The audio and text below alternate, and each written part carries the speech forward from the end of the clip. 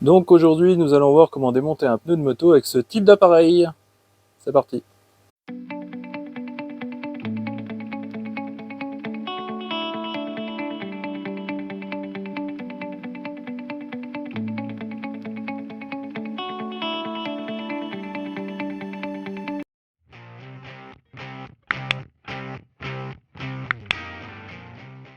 Donc là, on commence par desserrer l'écrou papillon.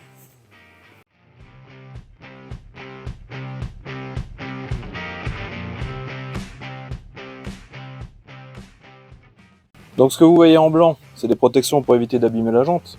Le seul souci, c'est que ça reste du plastique dur, donc si vous voulez pas que la peinture de la jante prenne un coup, moi je rhabille avec des chiffons. Donc voilà, on a rhabillé avec nos chiffons. Maintenant, on va pouvoir mettre en place la jante.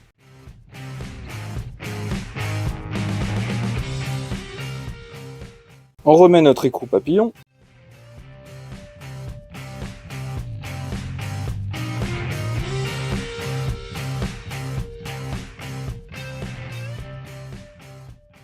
À ce moment-là, n'oubliez pas d'enlever l'obus de valve.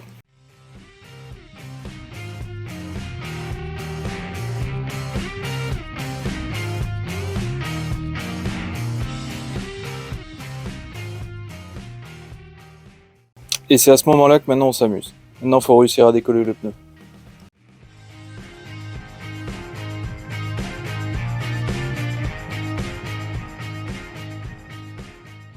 On fait tourner.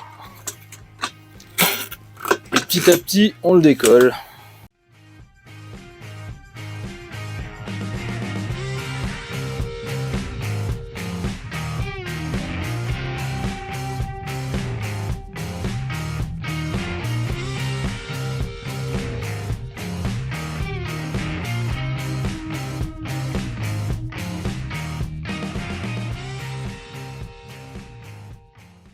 Ensuite, il faut redémonter la roue du support, la retourner et remettre l'écrou papillon. Donc voilà, je l'ai retourné, donc on recommence de l'autre côté.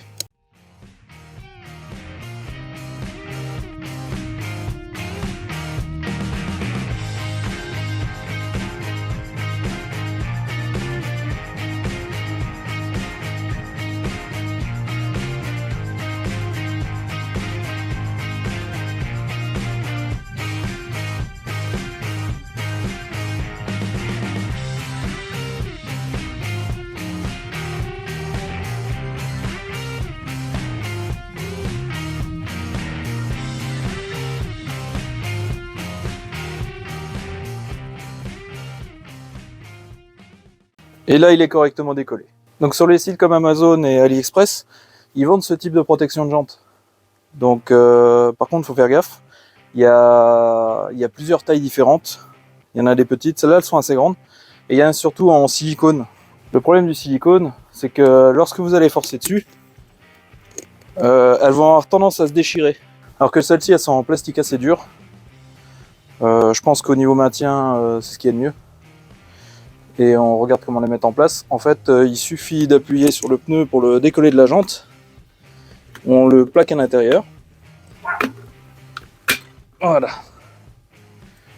Les ficelles bien à l'extérieur. Maintenant, on va voir à quoi elles servent, les ficelles. Donc pour ce qui est des ficelles, vous voyez, en fait, je les ai attachées ensemble avec un isolant. Et ça permet en fait aux protections de jante de rester en place. Donc même quand vous allez forcer, ils vont rester en place. Tout simplement. Donc pour ce qui est de la lubrification pour le démontage, vous pouvez mettre de la graisse, WD-40, ça marche très bien, que ce soit pour le démontage ou pour le montage. Par contre, moi là je compte repeindre les jantes, donc on va éviter d'y mettre de la graisse, surtout qu'elles ont déjà été sablées. Oui, j'ai sablé avec les anciens pneus, je savais qu'ils allaient partir à la poubelle, donc à savoir que si vous sablez vos jantes, évitez de faire l'intérieur. La partie intérieure de la jante, il faut absolument qu'elle reste lisse. Sinon, vous aurez un pneu qui fuit, tout simplement. Allez, on démonte.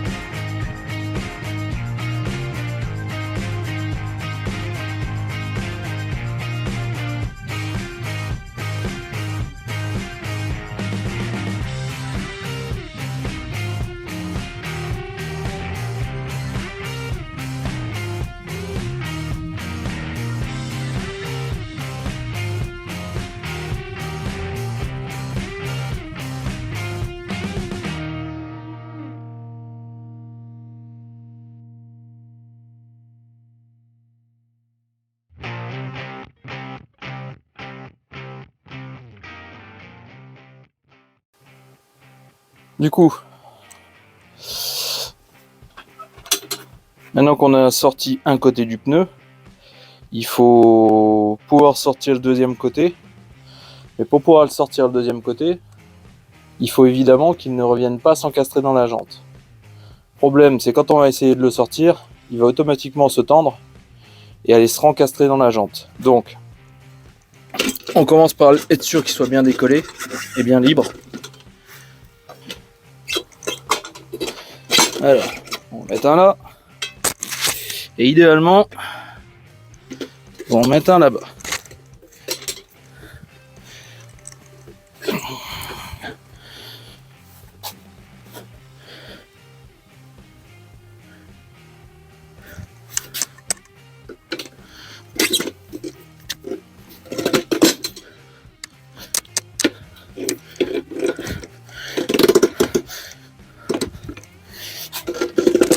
Voilà.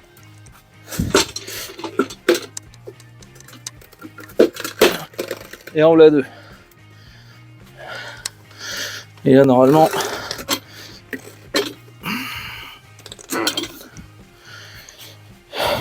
il devrait sortir.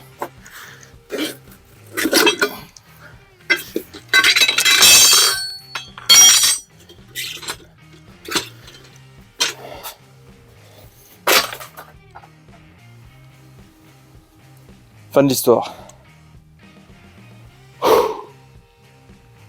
Bonne chance à vous.